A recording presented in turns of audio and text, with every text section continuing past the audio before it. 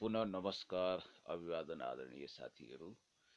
अघि लाइभमा केही कुरा राख्दा राख्दै झ्याप्पै नेट गयो भन्नुको मतलब लाइन गयो।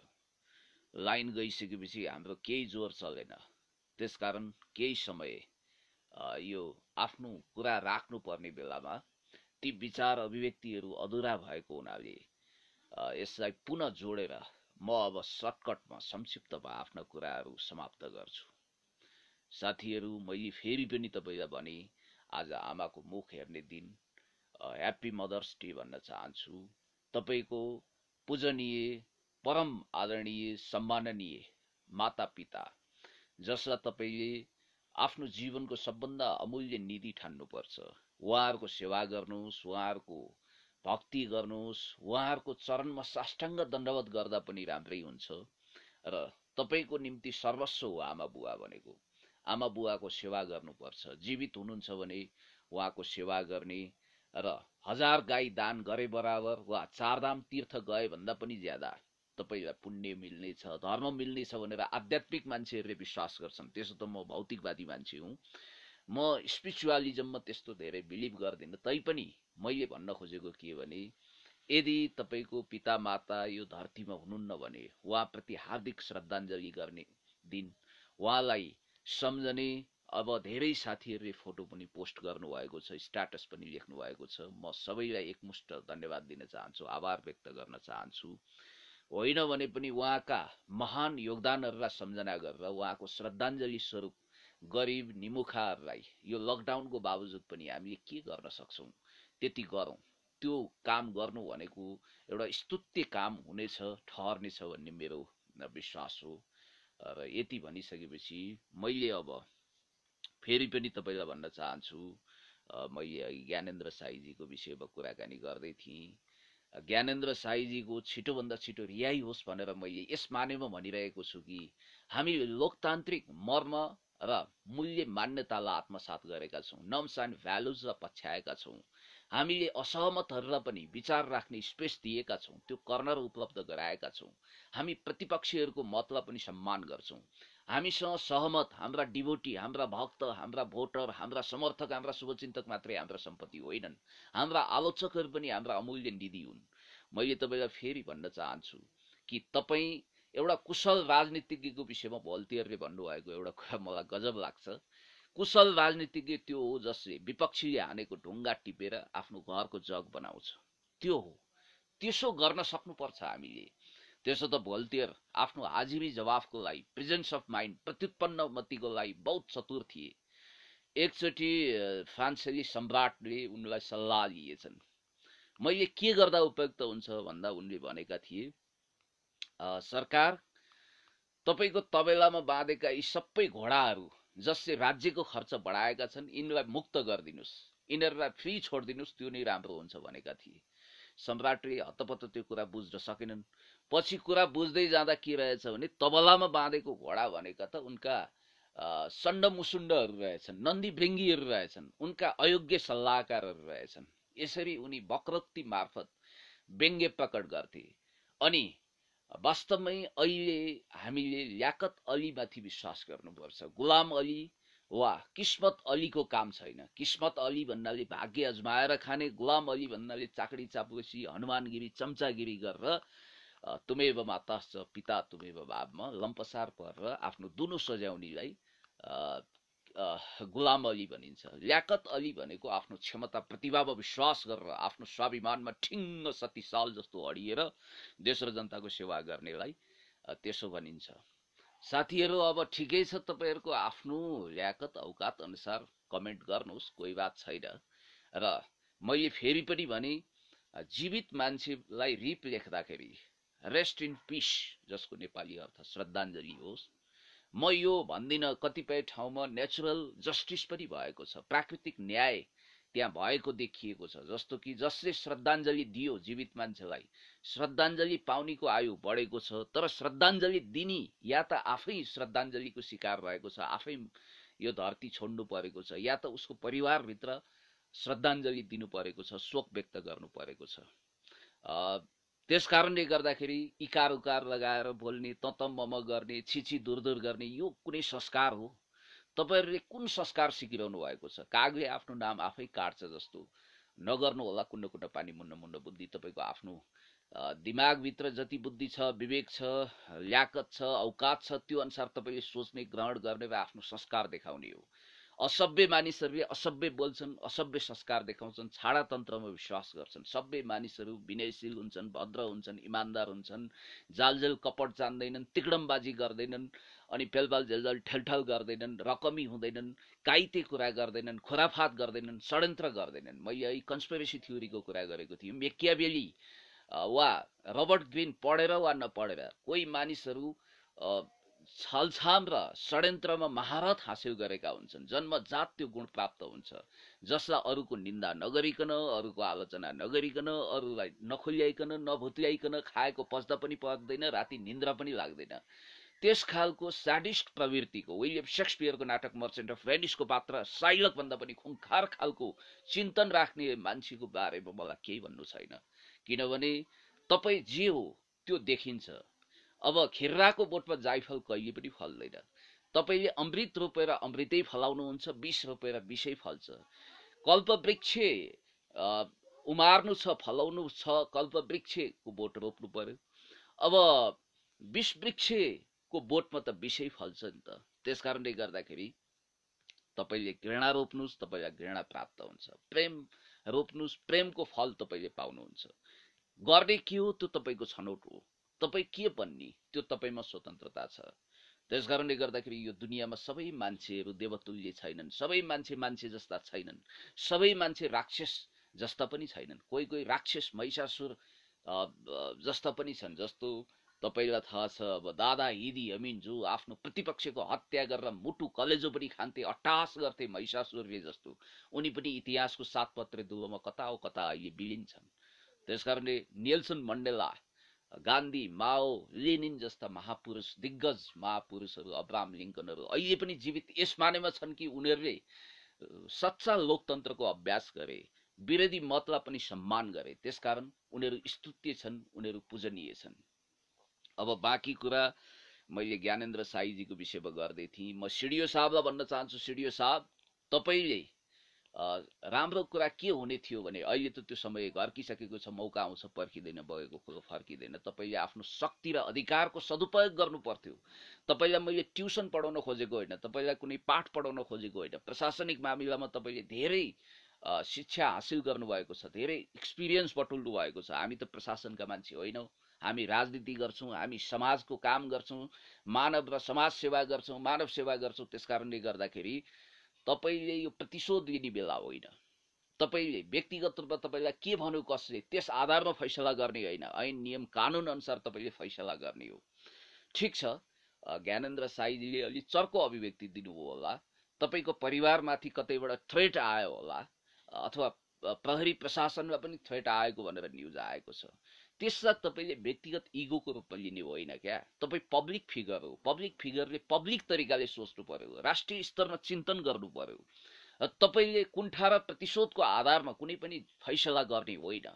र तपाईले दुधको दुध पानीको पानी छुट्याउने न्यायिक राजहंसको भूमिका निर्वाह यदि गर्ने हो भने मलाई लाग्छ उहाँले राहत बाँडेकोमा धन्यवाद दिनुस् र आगामी दिनमा ऐन नियम कानुन अनुसार लकडाउनको पालना गरेर स्थानीय प्रशासन वा सरकार वा प्रशासनसँग अथवा स्थानीय निकायसँग कोअर्डिनेसन गरेर तपाईले यो काम गर्नुस्, अथवा तपाईले सरकार मार्फत गर्न सक्नुहुन्छ भनेर एउटा अमूल्य सल्लाह सुझाव दिनुस्। सायद त्यसलाई उहाँले शिरोधार्य गर्नुहुन्छ, मान्नु पनि हुन्छ। मलाई जहाँसम्म लाग्छ उहाँको रिहाई नहोस्, उहाँको बारेमा वितण्डा गर्न सकियोस्, उहाँको नाम बजाएर जसरी रवि लामिछानेजीको आन्दोलनलाई एउटा माध्यम बहाना बनाएर, जसरी 1994 मा रुवान्डामा हुटु र तुट्सी जातिको बीचमा भयंकर भिडन्त गराएर खुनी हमला गराएर त्यहाँ 10औं लाखको कत्याम गरेर त्यसलाई फेल्ड स्टेट बनाउन खोजिएको थियो। पल कागमेले धन्न रुवान्डालाई मुक्त गरेका छन्। त्यो भवसागर, त्यो रसातलबाट त्यसलाई मुक्त गरेर अहिले विकास, स्थिरता, शान्तितर्फ रुवान्डालाई अगाडि बढाइरहेका छौँ राष्ट्रपति कागमेले, उहाँलाई धन्यवाद दिनुपर्छ। र हामीले पनि वास्तवमै भन्ने हो भने त्यो अवस्था, त्यो संकट टार्नको निम्ति प्रतिगमनकारी जुकाहरू सल्बलाउने कुनै मौका नदिनको लागि हामीले समयमै विचार गर्नुपर्छ। त्यतिखेर रविजीलाई रिहाई गरेर वास्तवमा त्यो सङ्कट हामीले टारेका थियौँ। अहिले पनि प्रतिगामीहरू मण्डलीहरू छिर्के बिर्के मण्डलीहरू सल्बलाइरहेका छन्, मौकाको तलासमा छन्। कतिखेर वितण्डा मचाउन सकिन्छ, कतिखेर अराजकता मचाउन सकिन्छ, हुलदुङ्गा गर्न सकिन्छ, दमिलो पानीमा माछा मार्न सकिन्छ, पेलपाल जेलजाल ठेलठाल गर्न सकिन्छ भनेर उनीहरूले भगीरथ कोसिस गरिरहेका छन्। हामीले त्यो मौका कहिले पनि दिनु हुँदैन, किमार्थ दिनु हुँदैन।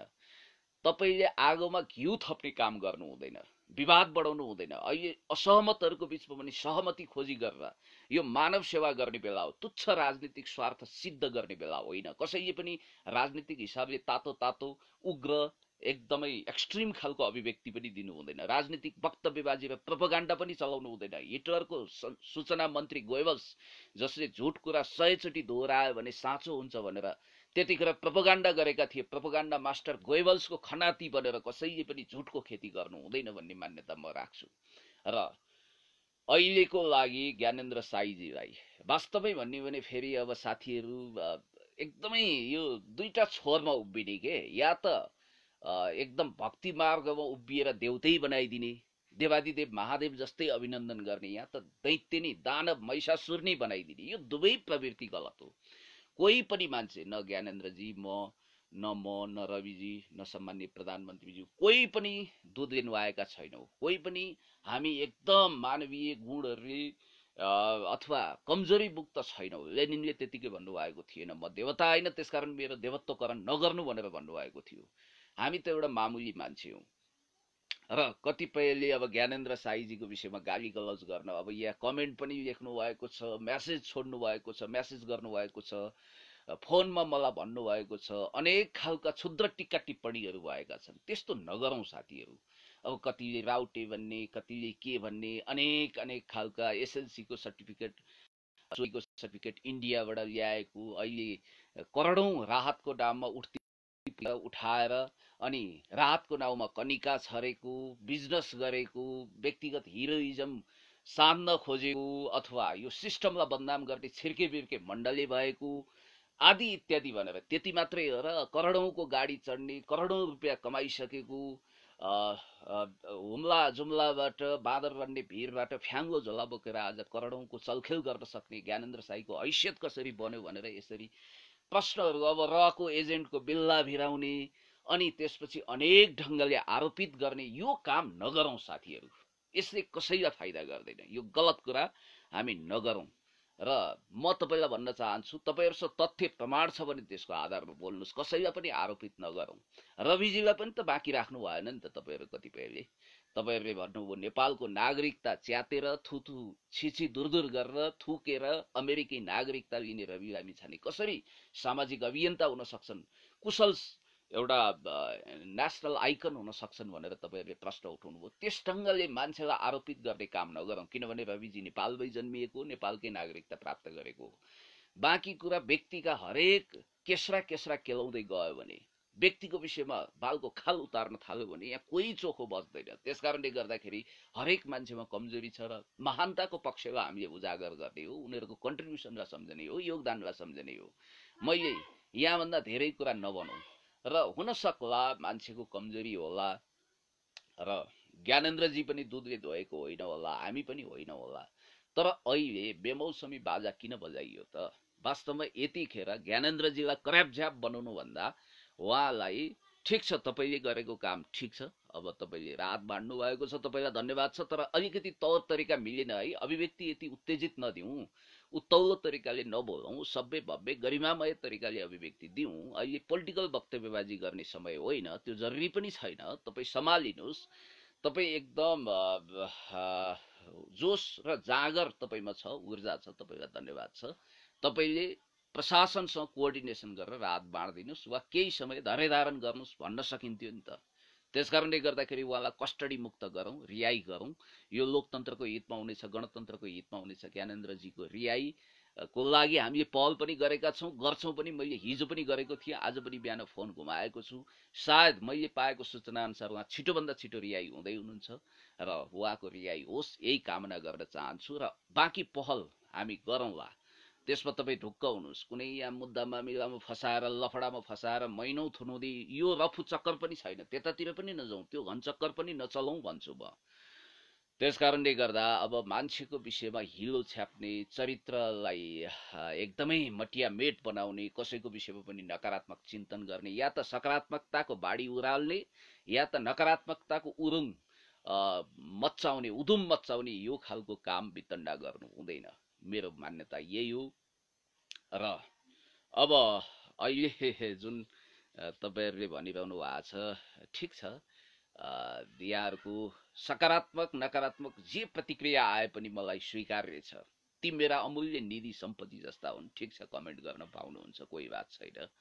हामीले पनि सकारात्मक रचनात्मक कमेन्टलाई ग्रहण गर्नुपर्छ भन्ने मलाई लाग्छ। त्यसो त कमेन्ट पढ्दिनँ म, तपाईहरु माफ गर्नु होला मलाई, किनभने तपाईले लाइब्रेरीमा देखिरहनु भएको छ, यत्रो किताब छ, पढ्नुपर्छ, चिन्तन मनन गर्नुपर्छ, धेरै काम गर्नुपर्छ।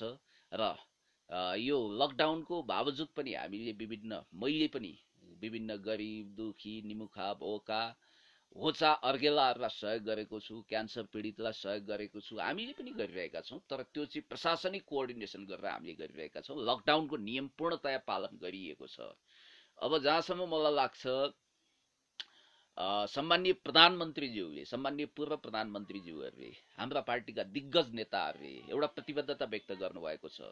अस्ति एउटा दल सम्बन्धी अध्यादेश आयो, चिया कपमा तुफान नै चल्यो, आधी सुनामी नै आयो। ओहो, अब यसो हुने भयो, उसो हुने भयो, फलाना तिलाना दलको बीचमा दरार पैदा हुने भयो, फलाना दल फुट्ने भयो, फलाना नेताको फलाना गुट भनेर यसरी महाभारतको च्याप्टरै खोलियो। तर यथार्थ त्यस्तो हो त? त्यो त बिल्कुल होइन। किनभने जनमतद्वारा, जनताको मत लिएर, जनताको सेवामा समर्पित भएको, झन्डै 2/3 मतको नजिक रहेको नेकपा, जसले समाजलाई रूपान्तरण गर्न, सोसियो इकोनोमिक ट्रान्सफर्मेसन गर्न, नेपालको आर्थिक सामाजिक राजनीतिक रूपान्तरण गर्नको निम्ति कुनै कसर बाँकी नराखिकन काम गर्दै जाँदा कमजोरीहरू भयो होलान्, त्रुटिहरू भयो होलान्, काम गर्नेले कमजोरी गर्छ, यो कुरा पनि हामीलाई थाहा छ। तर त्यसलाई सच्याएर अगाडि बढ्ने प्रतिबद्धता पनि हाम्रो छ। हामी अगाडि बढिरहेका छौं। हो, अब नेताहरू विविध पृष्ठभूमिबाट आउनु भएको छ। सबै कुरो मत एकता, मोनोलिथिक युनिटी नहुन सक्छ। भावनात्मक एकताको लागि केही समय लाग्न सक्छ। It takes time. एकै रातमा ओभरनाइट चुके ल्याङले जस्तो रातारात कमाल चमत्कार गर्ने कुरा पनि हुँदैन। तर अहिले जुन दल सम्बन्धी अध्यादेश ल्याइयो, त्यसको विषयमा डिबेट होला, संसदमा त्यो प्रस्तुत होला, राष्ट्रपतिले त्यसलाई पास गरिसक्नु भएको छ। त्यसकारणले गर्दाखेरि यसको विषयमा धेरै खुनखुत्रो नगरौं। अस्ति सेक्रेटेरिएटको मिटिङले, नेकपाको सचिवालय बैठकले लकडाउनको बीचमा पनि त्यस विषयमा समीक्षा गरेको छ। नेता कार्यकर्ताको बीचमा एउटा भाव सम्प्रेषण भएको छ। तर अध्यादेशले कमाल त देखाउन थाल्यो नि साथीहरू, तपाईहरुले देखिरहनु भएको छ। त्यसको तात्तातो तत्कालै इमिडिएटली प्रभाव कहाँ पर्यो भने मधेस केन्द्रित एउटा दलमा पर्यो। एउटा के भन्नु, दुईटा दल, राजपा र समाजवादी फोरममा डाक्टर बाबुराम र उपेन्द्र यादव, अशोक राईजीले नेतृत्व गरेको फोरम, त्यसपछि यता राजपा, राजेन्द्र महतो, महन्त ठाकुरहरूले नेतृत्व गरेको, रातारात उहाँहरूलाई यो अध्यादेशले जुटाइदियो, मिलन गराइदियो। उहाँहरू नदीको दुई किनार हुन लागिसक्नु भएको थियो। सत्ता शक्तिको लागि मरिहत्ते गरेर, सत्ताको सुमेरु वरिपरि चक्कर काट्ने बानी परिसकेका, आदत से मजबूर, सत्ता बिना पानी बिनाको गोही जस्तो भएर छटपटाइरहेका साथीहरू आज फेरि शक्ति हासिल गर्नको निम्ति अब फुटेर होइन, जुटेर अगाडि बढ्नुपर्छ भन्ने मान्यता लिनु भएको छ। लोकतन्त्रमा टुटफुट हुन सक्छ, तर दलहरू फुट्नु हुँदैन। लोकतन्त्रमा दलहरू जुटेर जानुपर्छ, एकत्रित हुनुपर्छ भन्ने हाम्रो मान्यता हो।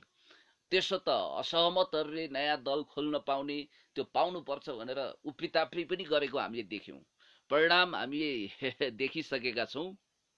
अब रेणु यादव, प्रदीप यादव लगायत अब एकजना सांसद जो अपहरणमा परेको भन्ने हल्ला पनि आयो। तर त्यो होइन, म कहाँ अपहरणमा परेको छु, म सही सलामत काठमाडौँ आउँदैछु भनेर सम्भवतः सरोज यादव हो कि कसले त्यो वक्तव्यबाजी पनि गरेको मैले पाएँ। र यो अध्यादेशमा टेकेर 40% पुर्याएर, संसदीय दलमा 40% पुर्याएर आजै नयाँ दल दर्ता गर्नको निम्ति उहाँहरूको ताउरमाउर, उहाँहरूको चोरीफोरी उत्पात भएको पनि हामीले देख्यौँ। हेरौँ, अब अहिलेसम्म दल दर्ता भएको सूचना त प्राप्त भएको छैन, नभए न्युज आइसक्यो, मैले त अपडेट गर्न पाएको छैन। र एउटा नयाँ दल, दुईटा दल दुईटा दल जुटेर जनता समाजवादी पार्टी, नाम पनि विचित्र छ है साथीहरू, समाजवादी जनता पार्टी हो कि जनता समाजवादी पार्टी यस्तै के पार्टीको स्थापना भएको रहेछ। अब नेतृत्वको विषयमा, लाइनको विषयमा डिबेट होला, तर अब त्यो कस्तो पार्टी बन्ने हो, वर्णशङ्कर टाइपको हो कि के हो, अब भोलि के कसरी जालान्, काले काले मिलेर भाले खाने। अब हिजोसम्म गाँड कोराकर भुँडी फोराफोर गरेकाहरू आज कुन पोजिसनमा होलान्, त्यो त अब कसरी उनीहरूले आफ्नो बाटो तय गर्लान् त्यो हेर्न बाँकी छ। र अब हामी फुटेर होइन जुटेर अगाडि बढ्नुपर्छ भन्ने मान्यता त लोकतन्त्रमा ठिकै हो। हामी एकत्रित भएर, नेकपा त झन् एक ढिक्का भएर हामी भावनात्मक एकता सहित देश र जनताको सेवा गर्नको निम्ति तत्पर रहनेछौँ। नेकपामा कुनै दरार आउनेवाला छैन। कसैले जितौरीको भतेर नचलाए हुन्छ, कसैले खिर्राको बोटमा जाइफल फल्छ कि भन्ने आशा नगरे हुन्छ, हात्ती आउँछ भन्दा भन्दै फुस्रा हुनेवाला छ। यस्तो खालको दिवा स्वप्न लाटो कोसेरले दिउँसै सपना देखे जस्तो नेकपामा फुट दरार आउला, जितौरीको महाभतेर चलाउला भनेर कसैले सपनामा पनि नचिताए हुन्छ। किनभने नेकपा भनेको जनताको रगत पसिना आँसुद्वारा सञ्चित भएको, सृजित भएको पार्टी हो। त्यसकारण जनताको आशा भरोसा माथि तुषारापात गर्न, कुठाराघात गर्न कसैलाई पनि छुट छैन, अनुमति छैन। नेता कार्यकर्ताहरू एक ढिक्का भएर पार्टी एकताको पक्षमा मनसा वाचा कर्मणा, मन वचन कर्मले प्रतिबद्ध भएर अगाडि बढ्नुहुनेछ, हाम्रो आशा भरोसा विश्वास छ। र यो शहीदहरूको रगतले रङ्गिएको पार्टी हो। देशभक्तिपूर्ण आन्दोलनलाई शिरोमणि बनाएर हिँडेको पार्टी हो नेकपा। त्यसकारण नेकपामा दरार पैदा गर्नको निम्ति देश विदेशमा रहेका देशी विदेशी प्रतिक्रियावादी षड्यन्त्रकारी दक्षिणपन्थीहरूले भगीरथ प्रयत्न गरे पनि, विदेशीहरूले छोडेका छौडाहरूले ठुलो चलखेल गरे पनि, डलर युरो भारूको चलखेल गर्न खोजे पनि कसैको दाल गल्नेवाला छैन। नेकपा एउटा फलामे अनुशासनमा आधारित भएर अगाडि बढ्छ। हो, हामीमा पनि कमी कमजोरी छन्, हामीले पनि गर्नुपर्ने थुप्रै कामहरू छन्। गर्नुपर्ने काम कुन तेज रफ्तारमा गरियो कि गरिएन त्यसको एउटा प्रश्न उठाउन सकिन्छ, त्यसमा बहस गर्न सकिन्छ, काफी हदसम्म डिबेट गर्न सकिन्छ। तर नेकपाले जनताले दिएको दायित्व भुल्नेवाला छैन। नेकपा वास्तवमै भन्ने भने व्यक्तिवादी तरिकाले चल्दैन, यो सामूहिक नेतृत्वमा विश्वास गर्छ। यो तपाईलाई मैले भनौँ, विचार अभिव्यक्तिमा स्वतन्त्रता छ, हामीभित्र लोकतन्त्र छ, सयौं फुल्न दिन्छौँ, तर काम कारबाहीमा अनुशासन र एकरूपता अवश्य पनि छ। अब जहाँसम्म रेणु यादवले नेतृत्व गरेको त्यो टिम 7-8 जना सांसद सहित, सायद उनीहरूको कति 15-16 जना सांसद छन् राष्ट्रिय सभा सहित, त्यसले 50% होल्ड गरेर अगाडि बढ्ने भन्ने कुरा आएको छ। अब 40% त उनीहरूको अलरेडी पुगिसकेको छ। अब सरकारमा जानको लागि तछाड मछाड छ। हेर्नुहोस्, ओहो, सरकार सरकार सरकार भनेर रातो दिन सरकारको रट लगाउने, सरकार बिना, सत्ता बिना त पानी बिनाको गोही जस्तो छटपटाउने, निन्द्रै नपर्ने, खाएको रुच्दै नरुच्ने, अहोरात्र सरकारी चिन्तन गर्ने साथीहरूको निम्ति खुँदो पल्टिए जस्तो छ। अब सरकारमा जाने उहाँहरूलाई ढोका खोले जस्तो छ, रेड कार्पेट ओछ्याइएला, स्वागत पनि गरिएला, तर सरकारमा गएर गर्ने के? नेकपाको यो देशभक्त समाजवादी सरकार जसले जनताको, नेपालको आर्थिक राजनीतिक सामाजिक सुधारको निम्ति, सोसियो इकोनोमिक ट्रान्सफर्मेसनको निम्ति कन्ट्रिब्युसन गर्छ। Zero tolerance against crime and corruption. यहाँ भ्रष्टाचार गर्ने कुनै गुन्जाइस छैन, भ्रष्टाचार गर्न पाइँदैन, अनियमितता गर्न पाइँदैन। लुटतन्त्र विरुद्ध नेकपाको सरकार उभिन्छ। त्यहाँ गएर त्यो स्पिडमा काम गर्न सक्नु पर्यो। मन्त्री हुन त हेर्नुहोस्, अब मन्त्री त कस्ता कस्ता मान्छे भए। यहाँ मैले तपाईँलाई एउटा उदाहरण अस्ति दिएको थिएँ। पञ्चायतकालमा एकजना मन्त्री रहेछन्, राजा वीरेन्द्रले, तत्कालीन राजा वीरेन्द्रले बेलायत पठाइदिएछन्। बेलायत घुमिवरी लन्डन लगायत त्यहाँको महत्त्वपूर्ण सहरमा घुमेर आउँदा राजा वीरेन्द्रले सोध्नु भएछ, मन्त्री तिमीले के देख्यौ भन्दा, सरकारमा त आश्चर्यजनक दृश्य देख्दा ताजुब भए, त्यहाँ त बच्चाहरू पनि फररर अङ्ग्रेजी बोल्दा रहेछन् भनेर हँसाउनु भएको थियो अरे। अब त्यस्तो खालको चेतना भएका मान्छे पनि नेपालमा मन्त्री भएका छन्। त्यसकारण सुपर चेतना भएका, इमान्दार, भला आदमी, असल मानिसहरूले पनि मन्त्रीमण्डल चलाएका छन्। अब मनमोहन अधिकारीज्यूको सरकारको कुरा गरौँ, चाहे सम्माननीय पूर्व प्रधानमन्त्री माधव कुमार नेपालले नेतृत्व गरेको सरकारको कुरा गरौँ, चाहे सम्माननीय प्रधानमन्त्री केपी ओलीज्यूले नेतृत्व गरेको कुरा गरौँ, या आफ्नो अडान र कामको निम्ति पुष्पकमल दाहाल श्रद्धेय अध्यक्ष कमरेड प्रचण्डले नेतृत्व गरेको सरकारको कुरा गरौँ, चाहे बिपी कोइरालाले नेतृत्व गरेको क्याबिनेटको कुरा गरौँ, म त राजा महेन्द्रको पनि देशभक्तिपूर्ण तत्कालीन अडानलाई, अरू राजा महाराजाको विषयमा मैले त्यति टिक्का टिप्पणी गर्न रुचाउँदिनँ। त्रिभुवनको राष्ट्रघाती कदमको विषयमा तपाईँ वेल अन्डरस्टुड हुनुहुन्छ, तर महेन्द्रले गरेका जङ्गी सुधार र देशभक्तिपूर्ण कदमलाई हामीले वास्तवमा अप्रिसिएट गर्नुपर्छ। यद्यपि सामन्तवादी चिन्तन थियो, निरङ्कुशता तन्त्र लादे, 17 सालमा पञ्चायत ल्याए, लोकतन्त्र फ्याँकेर, त्यो आफ्नो ठाउँमा आलोचना योग्य विषय छँदैछ। तर त्यसको बावजुद पनि महेन्द्रले गरेको देश र राष्ट्रियताको लागि गरेको कन्ट्रिब्युसनलाई हामीले भुल्न मिल्दैन, म यो भन्न चाहन्छु। र साथीहरू के गर्दै हुनुहुन्छ? वास्तवमै हामी लोकतान्त्रिक गणतन्त्रलाई अझ सुदृढ, बलियो, दिगो बनाएर अगाडि बढ्ने हो भने आज वास्तवमा एउटा लोकतान्त्रिक गणतन्त्रको निम्ति उभार जनलहर उठेको दिन पनि हो। आज ऐतिहासिक विजयको दिन पनि हो। यसलाई पनि हामीले सेलिब्रेट गर्नुपर्छ। ह्याप्पी मदर्स डे भनिरहँदा मैले यो भुलेको छैन कि विन्स्टन चर्चिल, बेलायती अल टाइम बेस्ट लेजेन्डरी पुँजीवादी नेता, प्रधानमन्त्री, तत्कालीन सेकेन्ड वर्ल्ड वार ताकाको हिरो विन्स्टन चर्चिलको एउटा भनाइ, जनताको रगत, आँसु, पसिना सिन्चिएर हामीले प्राप्त गरेको, हामीले आर्जिएको यो गणतन्त्रलाई अझ सुदृढ बनाउन, अझ बलियो बनाउन, जनमुखी बनाउन, जनताको निम्ति काम गर्न योग्य बनाउनको निम्ति हामीले कुनै पनि कसर बाँकी राख्नु हुँदैन। र साथीहरू, अब तपाईँहरू यो फेसबुकमा जोडिनु भएको छ, मलाई साथ दिइरहनु भएको छ, तपाईँहरूलाई धन्यवाद छ। अब यहाँ मेरो नाममा यो नक्कली ट्विटर र फेसबुक अकाउन्टको बिगिरहेछ। कसले खोल्यो, किन खोल्यो, कस्तो मानसिकता हो क्या? म त छक्क पर्छु। के चिन्तन हो त्यो? अरूको नाममा अरूको फोटो टाँगेर अनावश्यक रूपमा फेसबुक र ट्विटर चलाएर तपाईँहरूलाई के फाइदा हुन्छ क्या? अब यो अचम्म लाग्छ, आश्चर्य लाग्छ, हाँस्न मन पनि लाग्छ, रिस पनि उठ्छ। अब रिसलाई त नियन्त्रण गर्नुपर्छ। मैले फेरि भने, मैले ज्ञानेन्द्र साईजीको पनि सन्दर्भमा भनेको थिएँ, सिडिओ साहब तपाईँले विवेकले काम गर्नुपर्छ। यो प्रतिशोध सान्ने बेला होइन, जीर्ण झगडा चलाउने बेला होइन। हामीले जिम्मेवार भएर, हामी गम्भीर भएर फुकी फुकी पाइला चाल्नुपर्छ। यहाँ यस्तो पनि हुनसक्छ, हेर्नुहोस्, हिजो हामीले हुन त ज्ञानेन्द्र साईमाथि अट्याक हुँदाखेरि, चितवनमा अट्याक हुँदा उहाँको स्वास्थ्य लाभको कामना गर्न, उहाँको सुस्वास्थ्यको कामना गर्न म हस्पिटल जाँदा म माथि दुर्व्यवहार गर्ने कोसिस पनि भएको थियो। दिलजी हामी गएका थियौँ। र यहाँ त के छ भने, कतै कुनै मान्छेलाई सिङ्गार पटार गरेर, डेन्टिङ पेन्टिङ गरेर यो हिरोइजमको स्पटलाइट पर ल्याउने कुनै कन्स्पिरेसी थ्योरी त चलिरहेको छैन भन्ने पनि मलाई आशंका हुन्छ, गम्भीर आशंका छ। किनभने यो कन्स्पिरेसी थ्योरी, षड्यन्त्रको सिद्धान्त भनेको चाहिँ के भने, देखाउने हात्तीको दारा एउटा हुन्छ, चपाउने अर्को हुन्छ के। त्यहाँ तिक्डमबाजी हुन्छ, जालजेल हुन्छ, धमिलो पानीमा माछा मार्ने दृष्टता गरिएको हुन्छ।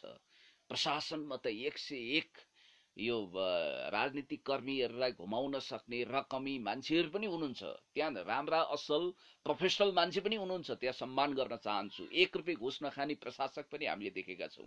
उहाँहरूलाई म इज्जत गर्न चाहन्छु, सम्मान गर्न चाहन्छु। तर हाम्रो प्रशासनिक निकाय चाहिँ अलिकति बढी तदर्थवादी भएको, अलि ज्यादा रकमी भएको यो अनुभूति हुन्छ। न्यायालयमा पनि प्रब्लम छ, त्यहाँ पनि सुधार हुनुपर्छ। जिरो टलरेन्सी अगेन्स्ट क्राइम एन्ड करप्सनको नीतिलाई हामीले कडाइका साथ लागू गर्नुपर्छ। हामीले अपराधमुक्त, भ्रष्टाचारमुक्त समाज बनाउने एउटा सङ्कल्प लिएका छौँ। त्यो सङ्कल्पको झण्डोत्तोलन गरेका छौँ। त्यसमा प्रशासनले, न्यायालयले साथ दिनुपर्छ, जनताको अभिमतलाई सम्मान गर्नुपर्छ।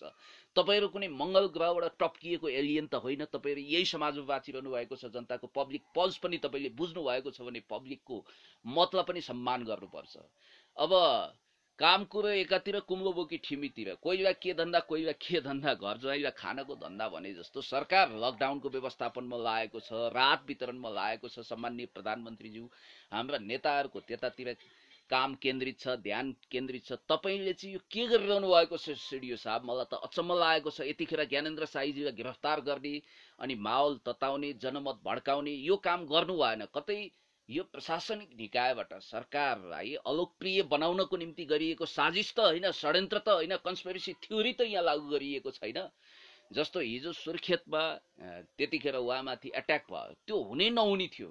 त्यो पनि कन्स्पिरेसी थ्योरीकै एउटा हिस्सा त होइन भन्ने मैले अनुमान गरेको छु। यो मेरो अनुमान हो है, I may be wrong but I think so, म गलत पनि हुन सक्छु, तर मैले यतातिरबाट पनि सोचेको छु। यदि यस्तो हो भने आपत्तिजनक छ। होइन स्पोन्टेनियस प्रतिशोध साध्न म त सिडियो हुँ, म राजा हुँ, आई एम द स्टेट भन्ने लुईको एउटा मान्यता छ नि, लुई फ्रान्सका शासक जसले म राज्य हुँ भन्ने दम्ब राख्थे, आखिर उनी पतन भएर गए। त्यसकारणले गर्दाखेरि लुईको नयाँ अवतारको रूपमा कतै सिडियो साहबले प्रतिशोध सान्ने काम त गर्नुभएको छैन। जे गर्नुभएको छ यो राम्रो भएन। सिडियो साहब ड्यामेज कन्ट्रोल गर्नुहोस्, कोर्स करेक्सन गर्नुहोस्, छिटोभन्दा छिटो ज्ञानेन्द्रजीलाई रिहाई गर्नु नि लोकतन्त्रको हितमा हुन्छ। किनभने ज्ञानेन्द्र साईजीलाई त्यहाँ हिरासतमा राखेर वितण्डा बचाउन खोज्ने मानिसहरू पनि यहाँ हामीले देखेका छौँ। त्यसकारणले गर्दाखेरि be careful, we have to be very careful. म यो सावधानीको सूत्र पनि यहाँहरूलाई बताइरहेको छु।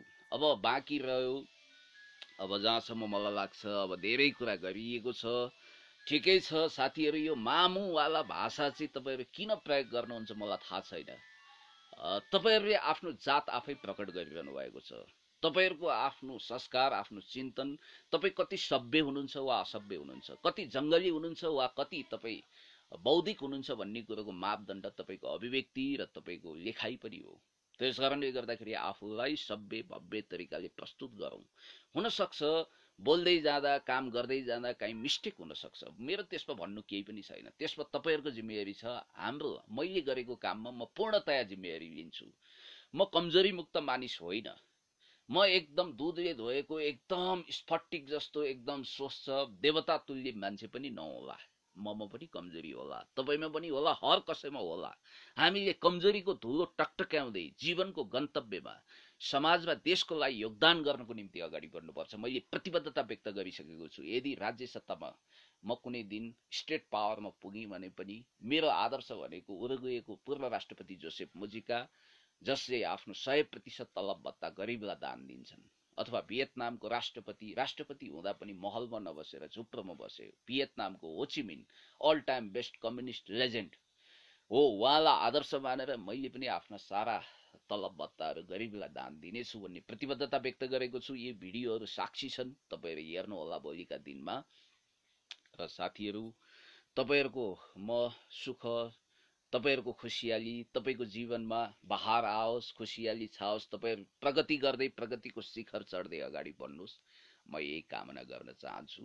र फेरि पनि अन्त्यमा ज्ञानेन्द्र साईजीको रिहाई गरौँ, लोकतन्त्र र गणतन्त्रलाई अझ मजबुत बनाऊ। किनभने हामी असहमतहरूको बिचमा पनि सहमति खोज्ने हो। ज्ञानेन्द्र साईजी कुनै पार्टीको झण्डा बोक्नु भएको छैन।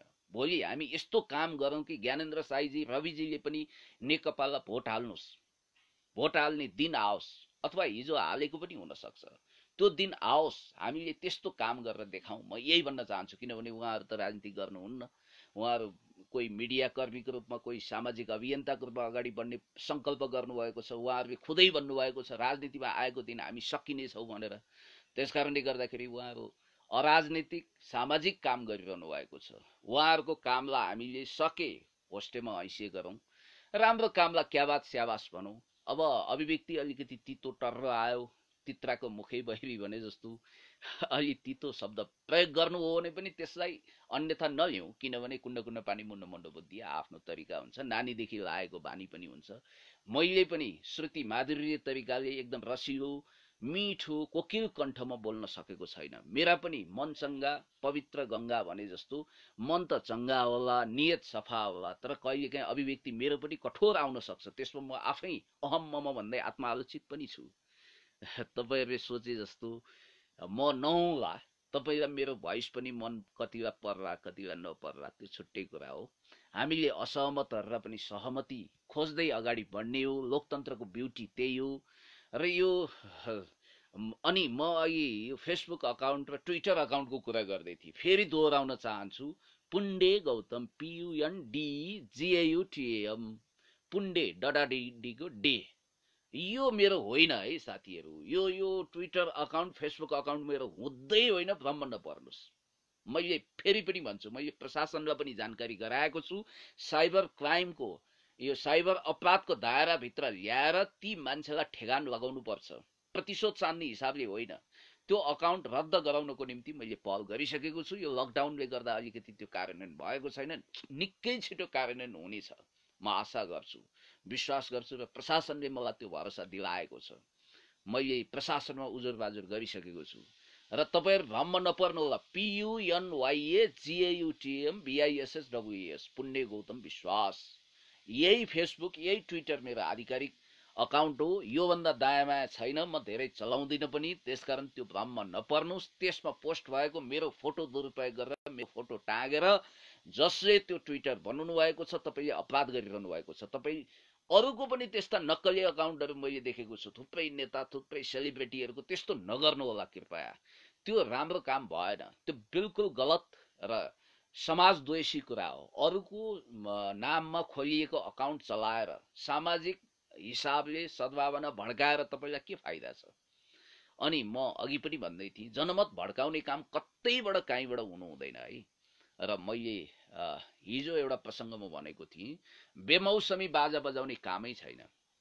तपाई जन्ती जाँदै हुनुहुन्छ, तपाईलाई भयंकर ठुलो कुनै चिन्ता परेको छ, अनि तपाई जन्ती जाँदाखेरि रुँदै पिलपिलाउँदो अनुहार लिएर अनि औँसीको चुक घोप्टाए जस्तो कालो अनुहार लिएर जानी होइन, हाँसी खुसी जानु पर्यो। त्यहाँ एकदम रमाउँदै खेल्दै नाच्दै के गरेर हुन्छ, एउटा जन्तीको भूमिका निर्वाह गर्नु पर्यो तपाईले। अब तपाई मलमा जानु भएको छ, मलमा मलामी जाँदाखेरि तपाईलाई करोडौंको लटरी लागेको छ, चिट्ठा परेको छ, तपाईलाई लटालट सफलता प्राप्त भएको छ भने पनि तपाई एकदम ब्यान्ड बाजा ठोकेर हाँस्दै गाउँदै नाच्दै मुसु मुसु हाँसेर अट्टास छोडेर त्यहाँ जाने होइन नि त।